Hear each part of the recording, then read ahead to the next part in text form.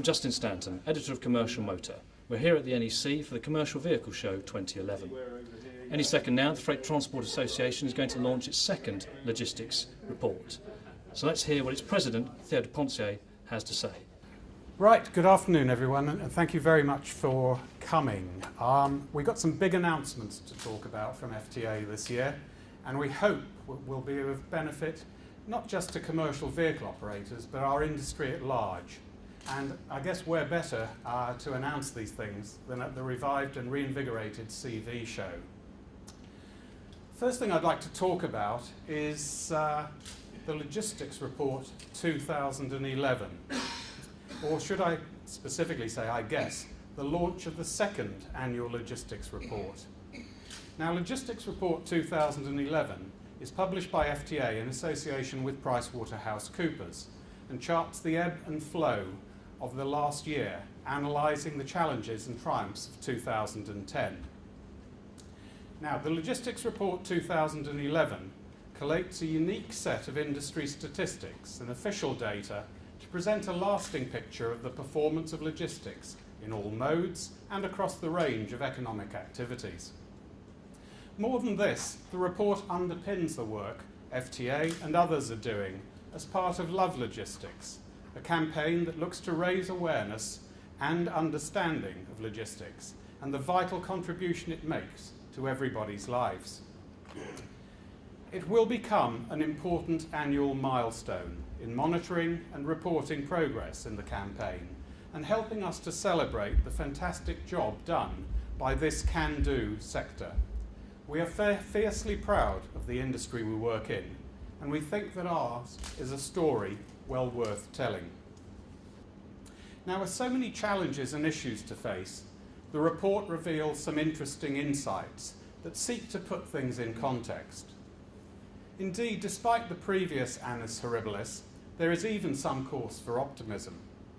The report reveals that fewer companies made staff redundant in 2010, and those expecting to do so in 2011 actually halve. On the flip side, evidence also shows that road transport operators have scaled back on investment and training, no doubt in response to the above inflation rises which commercial vehicle operators faced in 2010. For example, the cost of bulk diesel alone rose by nearly 20% in 2010. So the $64,000 question is surely, how did the sector fare? Now, this report seeks to answer that very question based on evidence from a selection of data and survey results from the industry, the public, stakeholder research, and in-depth industry commentary. By improving the van sector's image and raising standards of safety and vehicle maintenance, van excellence represents an exciting and potentially enormous opportunity to radically improve public perception and ultimately road safety in the van sector. We would hope for the majority of van fleet operators and manufacturers here at the CV show will already be aware of van excellence. It is, after all, very much their project and has been driven by the industry itself to introduce a comprehensive set of criteria with which its members must comply in order to be accredited. Make no mistake, this is a robust and highly credible scheme that we think will transform the sector in the coming months and years. Indeed, Transport Minister Mike Penning has already expressed his support and clearly recognises that, again, in this area, industry is taking the lead.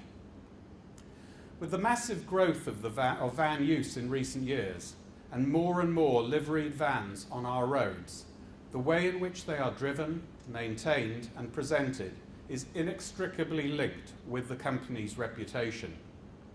We're very excited about the guide and hope it marks a real change for the better in the van sector.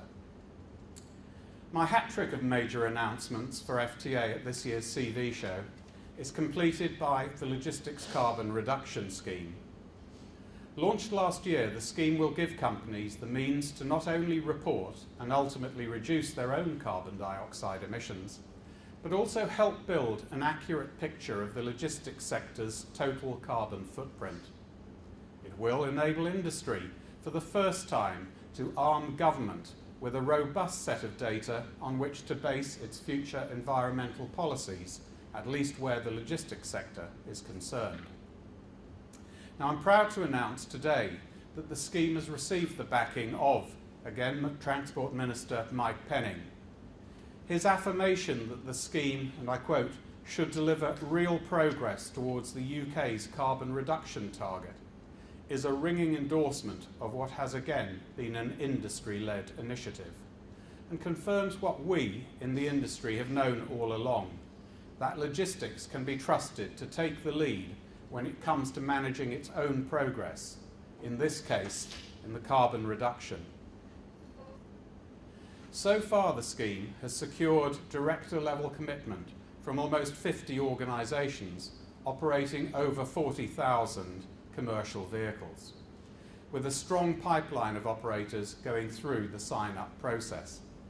Participants range from high street retailers to utilities and third-party logistics companies to hauliers. In the first annual report of the scheme, emissions from the sector are tracked from 2005 to 2009. The LCRS has established a robust set of data requirements from scheme participants, quantifying the carbon dioxide emissions created from fuel used in commercial vehicles, which I remind you represent over 90% of all domestic freight transport emissions, as well as introducing a series of business indicators through which carbon efficiency can be measured in the light of changing business conditions. Like Fan Excellence, LCRS is not just a token gesture from a reluctant industry. It will involve real, meaningful change. The LCRS scheme members have also committed to reduce the carbon dioxide intensity of their logistics operations by 8% by 2015 compared to a 2010 baseline.